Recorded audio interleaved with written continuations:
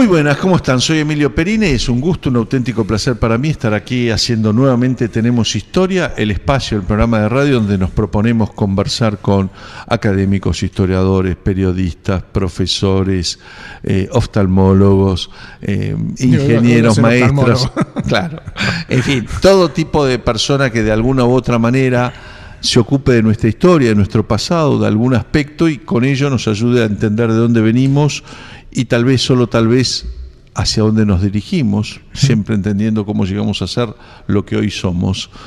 Y si no sirve para ninguna de estas cosas, nos sirve para entretenernos un rato, para aprender algo nuevo, para cultura, cosmovisión. Un poco de cosmovisión. Desde hace ya 6 o 7 años que hago este programa con Omar López Mato. El programa entró en su temporada número 11, o sea, va a cumplir ya los 10 en junio. Desde junio del 2006, para ser precisos, en que pensamos en FM Identidad. Las radios pasan y nosotros quedamos. Sí, es verdad. Es algo así. Bueno, nos vamos renovando. Nos vamos renovando. ¿Cómo estás, Omar? Muy bien, Emilio. Muy muy contento para empezar este nuevo año.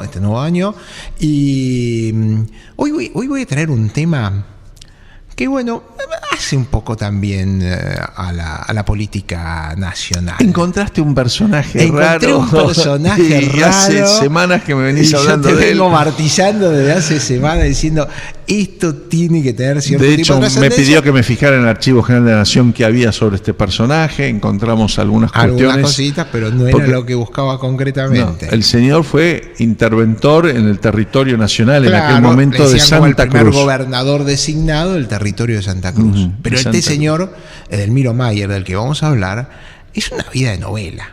La verdad que tiene una vida llena de aventuras. Llena de aventuras, de que va de un lado al otro, experiencias así, realmente novelescas, épicas.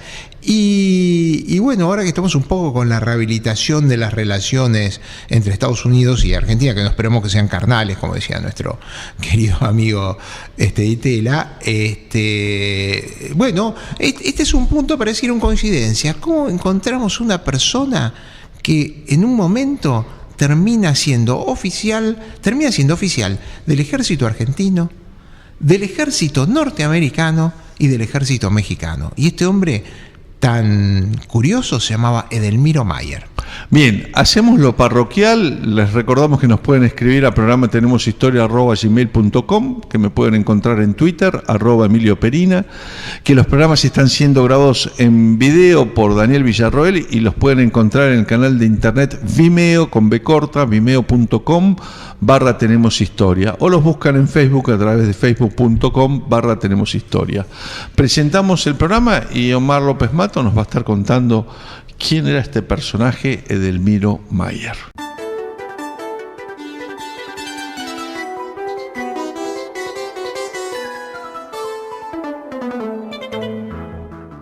Seguimos en Tenemos Historia y hoy Omar López Mato nos va a contar la vida de aventuras y de cuestiones realmente muy interesantes de Edelmiro Mayer. La familia Mayer, ¿de dónde venía, Omar? Porque el padre era inglés, porque bueno, Mayer puede ser a veces alemán. De hecho, vas a ver que hay confusiones con el origen Mayer alemán. El padre era John Andrew Mayer Arnold, oficial, el oficial de barco de la Marina Británica, que llegó acá a la Argentina. Y bueno, un poco también invitado por los proyectos, a veces un poquito egipcios de Rivadavia. Está tentado de instalarse. Arquitecto egipcio Rivadavia también. Está tentado de instalarse en la Argentina, y acá en la Argentina se casa con una señorita, una familia patricia de los Posadas, y tiene 14 hijos, de los cuales Edelmiro, del que vamos a hablar hoy, es el número 10, y sin embargo, fíjate vos cómo era el tema de la mortalidad infantil, llega a ser el mayor, queda como el mayor de la familia, porque mueren en la infancia, mueren 3 de los hermanos, otros 3 de los hermanos se los llevan al río Luján. O sea, una vida complicada para una familia bien, ¿no? Y sin embargo... ¿Que se instaló en qué zona de Buenos Aires? En Buenos Aires. Provincia? No, en Buenos Aires, pero tenían actividad agropecuaria el padre. El padre se dedicó a la actividad agropecuaria, la zona de Luján. Y Edelmiro, desde joven, abraza... él nace en el 30 y pico, ¿no? Y él ya desde joven empieza su primera actuación militar en el sitio de Buenos Aires. En el sitio del General Lagos, cuando ponen sitio a la ciudad de Buenos Aires. Bueno, él está... ¿Ese que costó unos pesos? ¿Estamos hablando? Sí, la porque lo contaste vos hace mucho tiempo. La historia del almirante Coe, del Comodoro Coe, mejor dicho, que... ¿2 millones había recibido? ¿Cuánto era? No, la cifra fue exorbitante. Varios millones de monedas de oro. De monedas de oro. Para que lo refresquemos a la audiencia, el sitio de Buenos Aires lo hace el General Lagos cuando Buenos Aires se quiere aislar de las demás provincias. ¿Por qué? Porque no quería coparticipar los ingresos del puerto de Buenos Aires. Entonces los porteños dijeron no, que se arreglen ustedes, y el General Lagos, siguiendo Urquiza, pone sitio a la ciudad de Buenos Aires y se hace el bloqueo de la entrada del puerto. El bloqueo de la entrada del puerto estaba a cargo de Coe, del Comodoro Coe, que era uno de los, era norteamericano, pero era uno de los jefes de la flota. Era un tipo que se había enfrentado a Brown en más de una oportunidad, había estado bajo el orden de Brown, pero como Coe estuvo en la flota riverista, se enfrentó a Brown en alguna oportunidad, nunca llegaron a medirse, pero era un marino que conocía muy bien el Río de la Plata. Y estando acá, la gente de Buenos Aires se dio cuenta que algunos barcos ingleses, franceses, misteriosamente llegaban al puerto de Buenos Aires, pasaban el bloqueo. ¿Y qué pasaba? Bueno, ahí aparece Billinghurst, y Billinghurst se da cuenta de que algo, empieza a entrevistar a los capitanes de los barcos y dice, bueno, al final por unas rupias pudimos pasar. Y dice, bueno, cada hombre tiene su precio. Y Billinghurst lo entrevista a Coe en un lugar que no se sabe bien dónde fue. Evidentemente, aparte del diálogo fue en inglés. Y le preguntó el precio. Y al final, después de estas idas y vueltas, Coe decía que eran unitarios, bueno, cualquier cosa. Le pregunta el precio y acuerdan una cifra que era... Mira, en este momento no lo tengo presente, pero eran varios, como 100 millones de piezas de oro. Una cifra, yo calculé que eran, a precio del oro, era más o menos 100 millones de dólares actuales. Mira. Y que Billinghurst los tenía en su caja chica. No, lo tenía Lezica. Lezica, el Ambrosio Lezica, el famoso, el banquero, cuando le dicen, mire, necesitamos esta plata, se la presta, el gobierno se la devuelve con favores. Evidentemente ellos querían ser proveedores del ejército de Buenos Aires. Y Lezica dice, no se preocupe. Y a la tarde aparece con un baúl de monedas de oro, y con eso le pagan a Coe, le pagan a Pinedo. También Pinedo vende su barco. El único que se resiste es Cordero. El capitán Cordero se resiste, lo tienen que llevar preso. Y Coe se quiere ir a Estados Unidos, y el barco americano que se lo iba a llevar se da cuenta de que esos rumores corren sobre las olas también, y le pide una buena tajada, porque si no el barco se podía desviar y terminar en Rosario en manos de Urquiza, y Coe prefiere pagarlo. Este es el famoso episodio. Y en esta guerra, en donde hay... en este conflicto, que es muy gracioso porque... Edelmiro Farrer, en este conflicto... Mayer, sí. Cumple revista para las Fuerzas de Buenos Aires. Es más, en un batallón alemán. Porque hay que recordar que las delegaciones de Francia, de Córcega, de Alemania, de Inglaterra, proveen oficiales y soldados para pelear contra los sitiadores. Y en esta tropa se incluye Mayer. Después de eso, Mayer participa en la batalla de Pavón y la batalla de Cepeda. Y acá vamos a hacer una digregación. Les dije que habían sido 14 hermanos, de los que quedan solamente 3 varones. Edelmiro, Federico y Carlos. Carlos era el menor, Federico era un poco mayor, y estaba Edelmiro. Federico tiene también una historia muy curiosa. Federico estudia medicina, Varias veces se tuvo que ir a Buenos Aires porque protestaba contra la Universidad de Buenos Aires y la mala infraestructura que tenía en tiempos de Rosas. Rosas lo invita a que se vaya y en un momento ya como médico se va, y es el primer médico que detecto que practica cirugías de catarata en la República Argentina. Es decir, el primer médico argentino, nacido en la Argentina, formado en la Argentina, que tengo registrado que opera una catarata. Y opera una catarata estando en Mendoza. Se lo opera a uno de los betlemitas, a un curo betlemita. Es un éxito. Supongo que debe haber usado la técnica de Daviel, pero bueno, eso es un tecnicismo. Pero estando ahí, se casa con la hija de Godoy Cruz, del que fue delegado, amigo de San Martín, y delegado al Congreso de Tucumán. Se casa, pero sin el beneplácito de la suegra, de la esposa, que aparentemente por algún conflicto lo hace matar. Contrata a 2 hermanos, Zambrana, lo asesinan, dejando indemne enfrente de la esposa, que era la hija de esta mujer, y después se averigua de que la instigadora de este asesinato había sido la suegra, la esposa ya había muerto Godoy Cruz.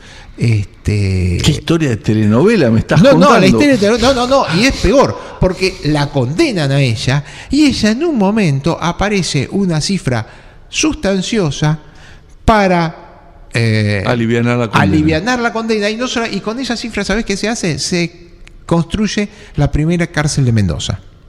Mirá. O sea que mirá qué novela. Y el hermano menor, Carlos, también se anota en el ejército y termina, ya era muy jovencito, un teniente muy jovencito, termina lidiando en la campaña que hace Mitre para apaciguar a las provincias que se habían rebelado, Felipe Varela, etc. Y muere en un enfrentamiento con Chumbita.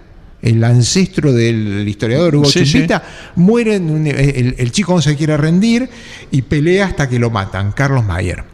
Y todos los 3, después con Edelmiro, terminan enterrados en el cementerio de la Recoleta. Si uno entra al cementerio de la Recoleta y mira hacia la derecha, hay un templete verde, pintado de verde, que es la bóveda de los Mayer, en donde están enterrados los 3 hermanos. Y eso indica además que la familia de alguna manera sostuvo la fortuna. Era una familia de acomodada. Una familia acomodada. Bien, vamos a hacer acá, Omar, la primera pausa en el programa de hoy de Tenemos Historia, y después nos seguís contando más de las aventuras que protagonizó y que rodearon un poco a la vida de Edelmiro Mayer.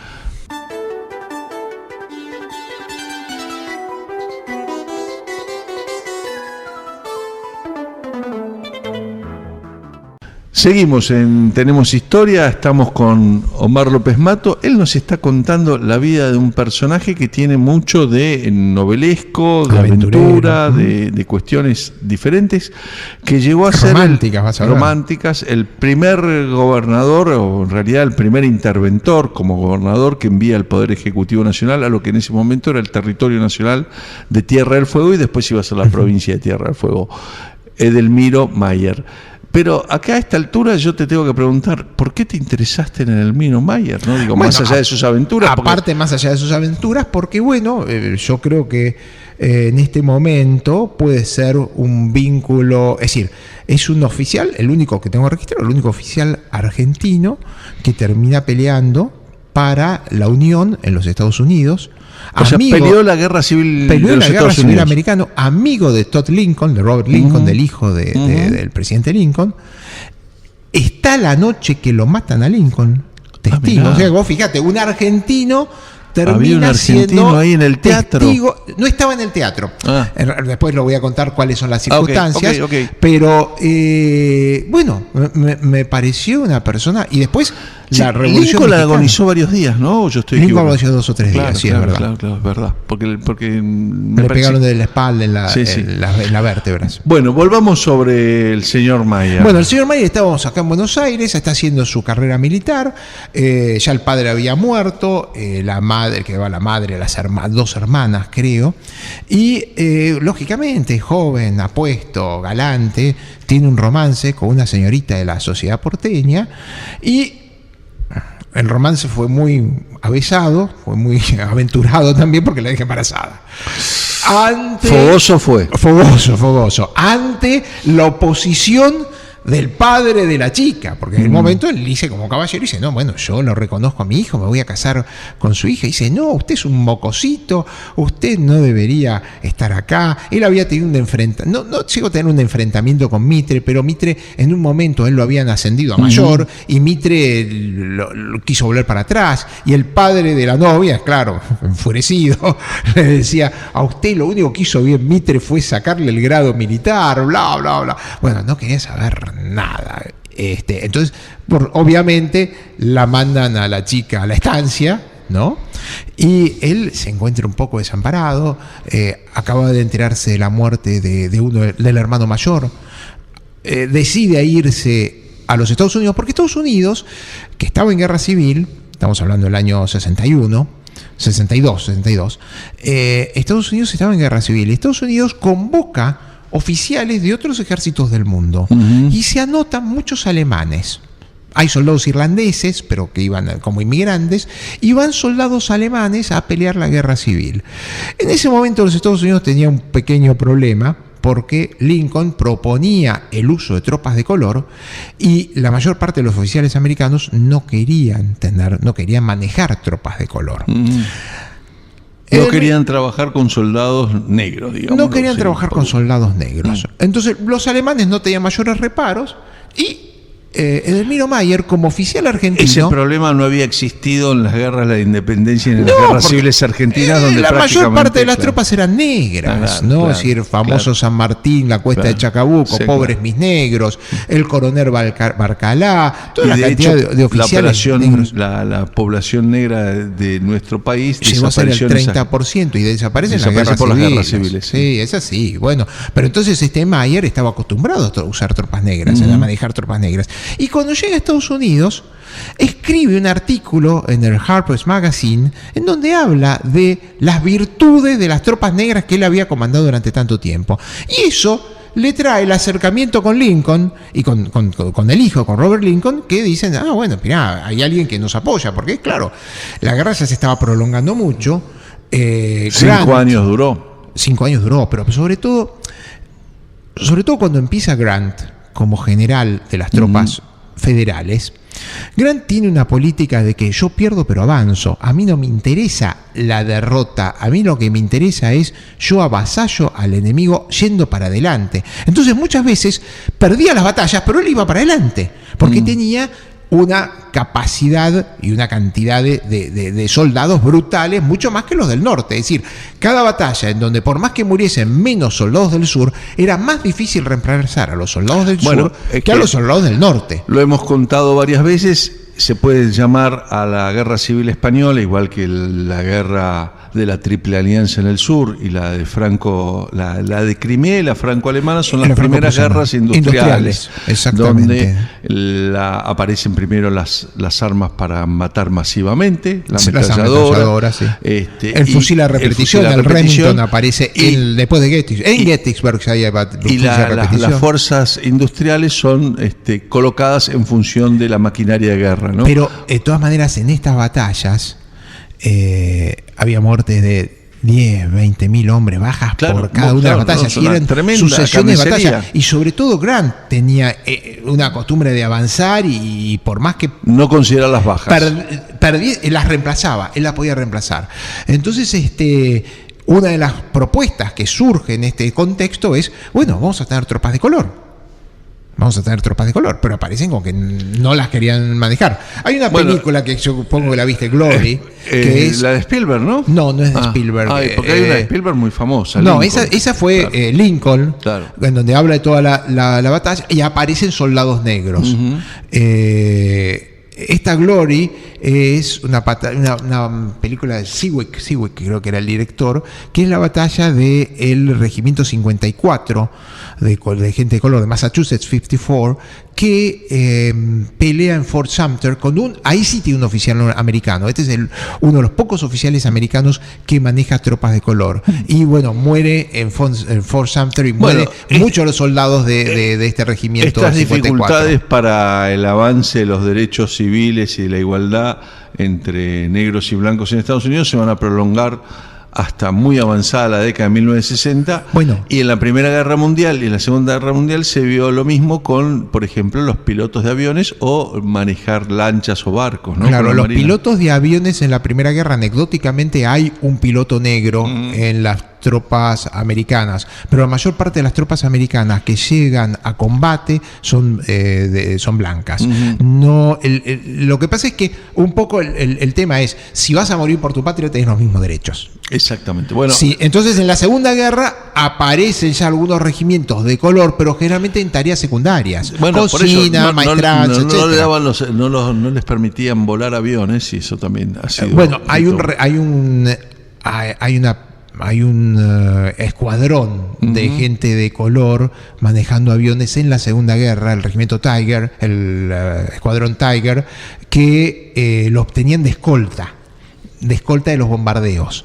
Y bueno, tiene una actitud destacada y bueno, a este grupo Tiger. Bueno, volvamos a la Guerra Civil Americana. Y bueno, Meyer se hace amigo a raíz de ese artículo, toma contacto con los Lincoln y le dan para mandar un regimiento de gente de color, el regimiento 3 de gente de color, se llamaba así.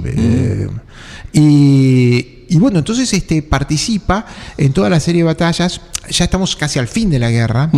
Estamos hablando de las batallas, de lo que el viento se llevó, en la toma de Richmond. Claro. La toma de Richmond. El avance sobre el sur. El avance sobre el sur, la toma de Richmond, las batallas de Chattanooga, ¿no? En donde lo hieren a Meyer. Meyer, tipo... osado, varias veces caen los soldados, los abanderados de su regimiento y él toma la bandera y lo hieren en Chattanooga, lo hieren y después hace la campaña de Florida. Y participa con Sheridan, etc. Tiene una participación hasta el final de la guerra. Llega hasta el final de la guerra como coronel. Como coronel. Bueno, sí. Y eso le toman examen y todo, ¿no? Aparte, él tenía, por una cuestión familiar, era bilingüe, o sea que podía expresarse muy bien. De hecho, escribe artículos. Harper fue uno de los artículos que escribe en revistas, o sea que era un tipo que se podía expresar correctamente en inglés. Y cuando termina la guerra, él participa del desfile de las tropas triunfantes al frente de su regimiento de gente de color. Bien, vamos a hacer una nueva pausa en Tenemos Historia y después de la pausa vamos a pedirle a Omar López Mato que nos cuente qué hizo Meyer, si se quedó a vivir en Estados Unidos cuando termina la guerra, qué sucede con su vida tan de aventuras y tan su vida especial. Personal también. Sí.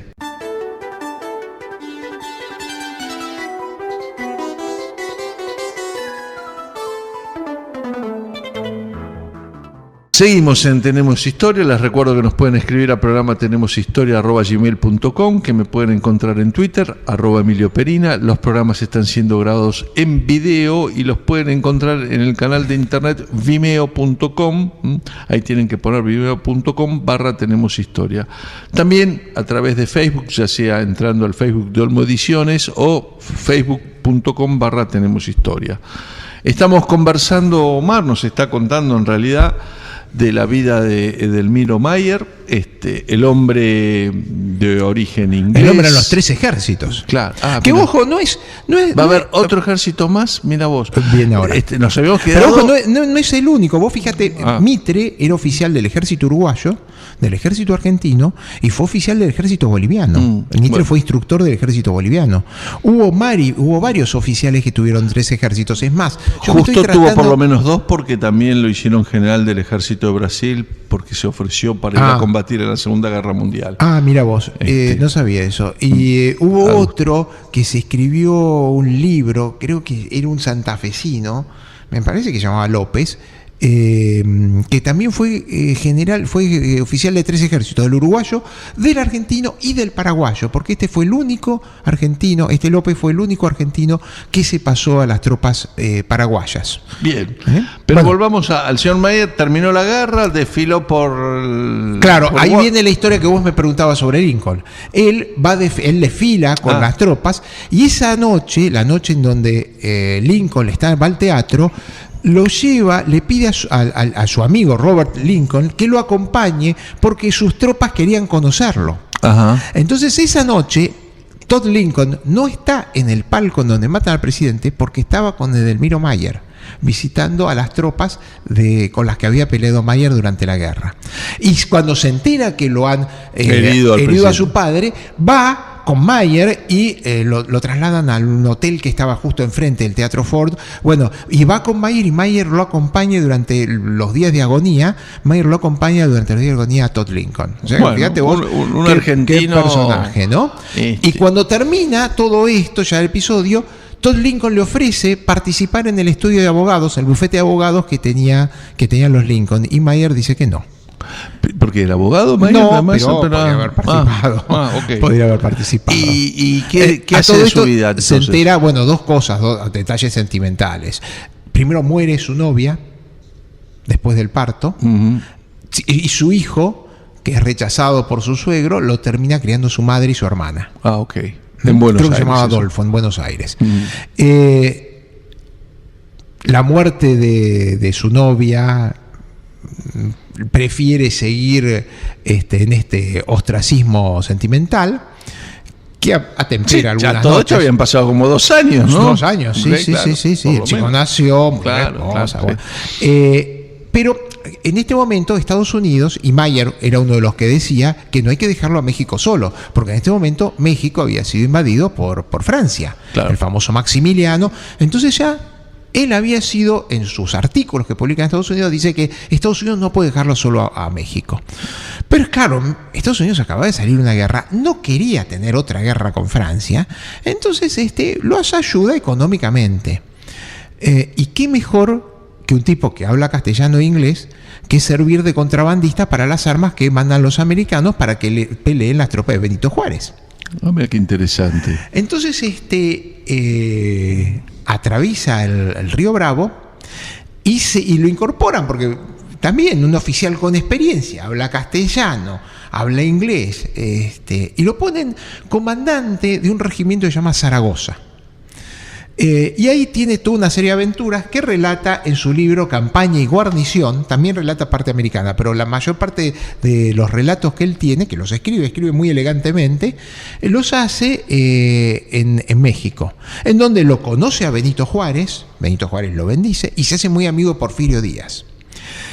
Estando en el batallón Zaragoza, tiene un enfrentamiento con uno de los oficiales, con Cañas, que tenía una actitud bastante provocativa.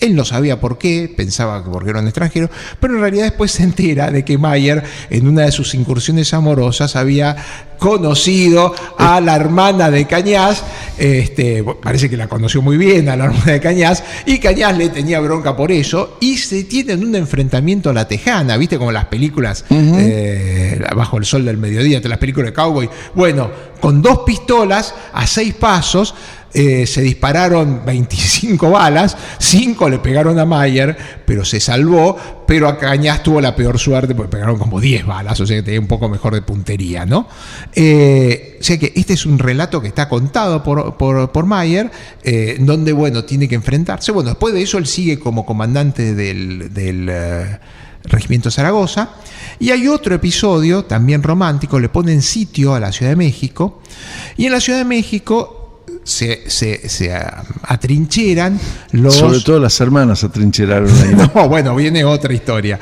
En la Ciudad de México se habían atrincherado todos los oficiales imperiales, todos los que habían estado, los mexicanos que habían peleado con los Habsburgo, con Maximiliano. Mayer dijo, vamos por una francesa ahora. No, fue por otra mexicana, parece que no tenía ningún tipo de problema. Entonces, ¿qué pasaba? Sentaba en el sitio y a la noche, don Edelmiro cruzaba las líneas porque tenía un encuentro con una señorita que había conocido. Tremendo Edelmiro, ídolo nacional. hijo de Tigre. Y una noche, parece que embelesado con la joven o fatigado por las tareas amorosas, se queda dormido y es claro, no llega al amanecer a cruzar las líneas. Y entonces él se va y se presenta, se presenta al general Márquez, que era un feroz imperialista, le decían el León de Tacubara, una de esas batallas, sorry, no me acuerdo el nombre de la batalla, pero Tacubara, me suena así, creo que le decían el León de Tacubara porque era feroz en la represión, aún de sus connacionales, y se presenta y le encuentra la relación. Mire, yo soy argentino, estoy acá, estoy peleando del otro lado, pero me encontré parece, nadie sabe bien qué es lo que le dijo, pero parece que el general Márquez lo deja que marche a su posición, a su tropa, y bueno, sigue participando hasta que se toma la Ciudad de México y Edelmiro Mayer le da refugio al general Márquez, que después se escapa y termina en Francia, termina en Europa, y le da refugio, y eso no le cae nada bien a sus oficiales, especialmente a las tropas de Porfirio Díaz, y lo ven como una traición. Bueno, entonces lo ponen preso a Edelmiro y lo quieren fusilar por traidor. Y ahí aparece, ¿sabes quién aparece? ¿Quién puede aparecer acá? Y la verdad que ya ahora no sé. Sarmiento, es el único que nos faltaba. Claro. Estuvimos con Mitre, claro. Y aparece Sarmiento, que era el delegado argentino en Estados Unidos, y dice, no, ustedes no lo pueden fusilar, este hombre es argentino. Y bueno, de hecho le salva la vida a Sarmiento, y ahí Edelmiro dice, no me queda otra que volver a la Argentina. Y vuelve a la Argentina, en donde, bueno, tiene toda una serie de discusiones donde diciendo, che, pero pará, ¿puede ser general argentino un hombre que peleó general de otros ejércitos? Eso, ya te digo, había muchos oficiales que eran, bueno, sin ir más lejos, todos los oficiales uruguayos que estaban peleando con Mitre. Borges. ¿Y Miller, el general que va con inglés, con San Martín? Todos los oficiales, Sander, Borges, Arredondo, todos eran oficiales uruguayos que se los había traído Mitre para pelear en la Argentina. Los coroneles de Mitre eran todos coroneles uruguayos. Pero bueno, alguien hace el planteo, no era lo mismo Uruguay que la Argentina, que Estados Unidos, y que bueno, y que México, y que qué había pasado, y se debate en el Congreso si le dan el grado oficial en el ejército argentino o no, que por supuesto terminan dándoselo, pero después de una discusión un poco innecesaria. Durante este tiempo, Mayer se dedica a otra tarea, aparte de la escritura, que escribe en varios diarios, a la música. Era un fogoso intérprete de piano, y juntó todas sus interpretaciones en un libro que se llamaba Piezas Inmortales o algo por el estilo, un libro de música, que en esa época se acostumbraban a imprimir libros de música para esto. Bien, vamos a hacer una nueva pausa y después seguimos conversando con López Mato sobre Edelmiro Mayer.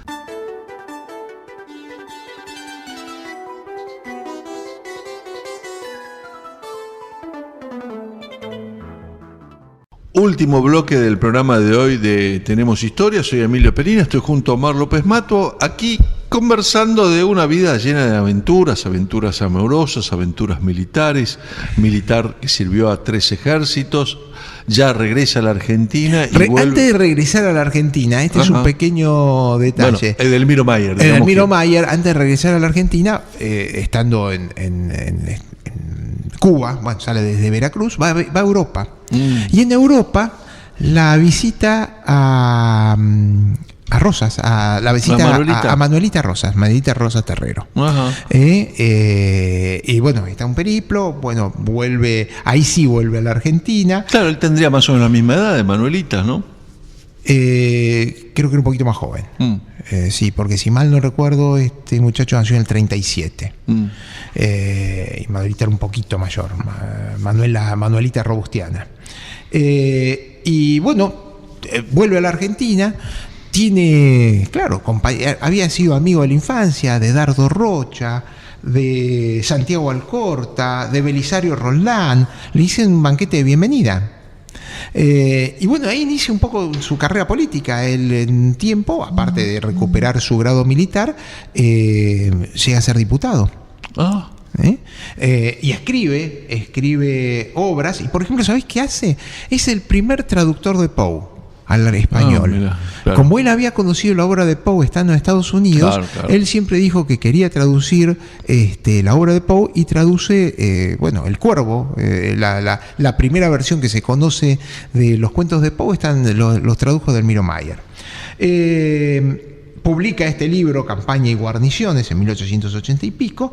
Tiene emprendimientos empresariales en donde no es muy afortunado, y después el gobierno lo convoca para gobernar el territorio nacional de Santa Cruz, cuyo primer gobernador había sido Ramón Lista, que había terminado con una historia trágica. Hoy estoy de telenovelas. ¿Qué le pasó a Lista? Lista se enamoró de una tehuelche. Oh. Y la novia, la esposa de él, cuando se entera que le había sido infiel con una aborigen, se suicida. La hija era, la esposa era la hija de Olegario Andrade. Ah, mira. Poetisa también. Sí, sí. Y ella se suicida por esta infidelidad que había cometido Ramón Lista. Y a todo esto, Edelmiro Farrell no se casó. Mayer, sí, ya sigo cruzado con Farrell, que es más conocido. Te lo grabaste mal. Es más conocido. Pero Mayer no se casó porque ya No, acá vuelve y se casa. Vuelve y sí. se casa y tiene dos hijos, pero creo que uno de los dos hijos muere. También. Ahí lo que pasa es que la mortalidad infantil era así en esa época, ¿no? Fíjate que estamos hablando de 14 hijos, sobreviven 3, Edelmiro y 2 hermanas, que le crían al hijo mayor. ¿Quién lo manda a Santa Cruz? ¿Qué presidente?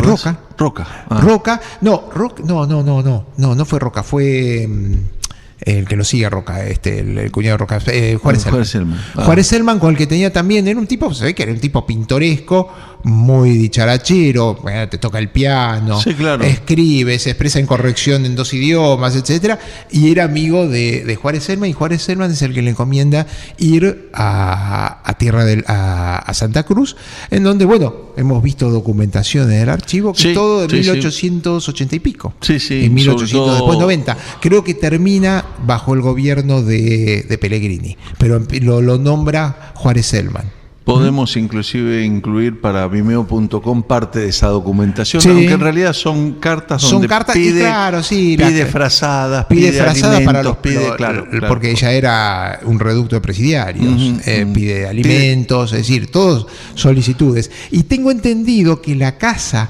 en donde se establece esta gobernación, que la hace Mayer, existe como museo, monumento nacional en Santa Cruz. No la pude visitar, pero tengo entendido por eso. ¿Cuánto tiempo quedó en Santa Cruz este hombre? Estuvo como 4 o 5 años. Y después ya vuelve y no le queda mucho más tiempo, se muere. No me digas, sí, pero relativamente joven. No, tenía, 60 y pico de años, que para entonces esa edad era abundante, era ya un tipo mayor, ¿no? Cuando muere, justamente, Enrique de Bedia hace el obituario y dice: cayó en su puesto de primera fila luchando por la civilización. La muerte debía encontrarlo así, de pie en la brecha. Parecía haber subordinado su vida a aquella ley espartana que obliga a vencer o morir en la batalla. De todas maneras, muere en el 96. En el 96. Con Luisa de Peña, el presidente entonces. De todas maneras, el episodio que a vos te llamó más la atención es que fuera un oficial argentino con grado de coronel. Termina con grado de coronel en una guerra civil americana, con participación activa, ascendido varias veces, porque creo que empieza como capitán y termina como coronel. Ojo, en la guerra civil americana, uno conoce la famosa historia del general Custer, ¿no? Que a los 23 años era general, pero en realidad era lo que llamaba general en comisión. Él, cuando termina la guerra y vuelve al rango oficial, nunca, hasta que muere en Little Big Horn, pasaron 10 años, pasó de mayor. Claro, porque lo vuelven a ascender después post-mortem. Puede ser, claro, se lo conoce por el grado mayor que tuvo en su carrera militar, pero en realidad eran oficiales en comisión. No era, y eso era muy frecuente en la guerra civil. Como morían tantos, de teniente a general había un paso, había 2 días. Bien, así recorrimos esta vida de aventuras y esta vida tan peculiar de Edelmiro Mayer. y no sé, ¿te queda alguna otra cuestión para contar de él? No, pero la verdad que son estos personajes curiosos de la historia argentina. Da para una película, ¿eh? Da para una película. La verdad, da para una película. Bien, así concluimos el programa de hoy de Tenemos Historia. Omar, ¿nos reencontramos la semana próxima? Vamos a estar acá. Hasta la semana que viene los vamos a estar esperando.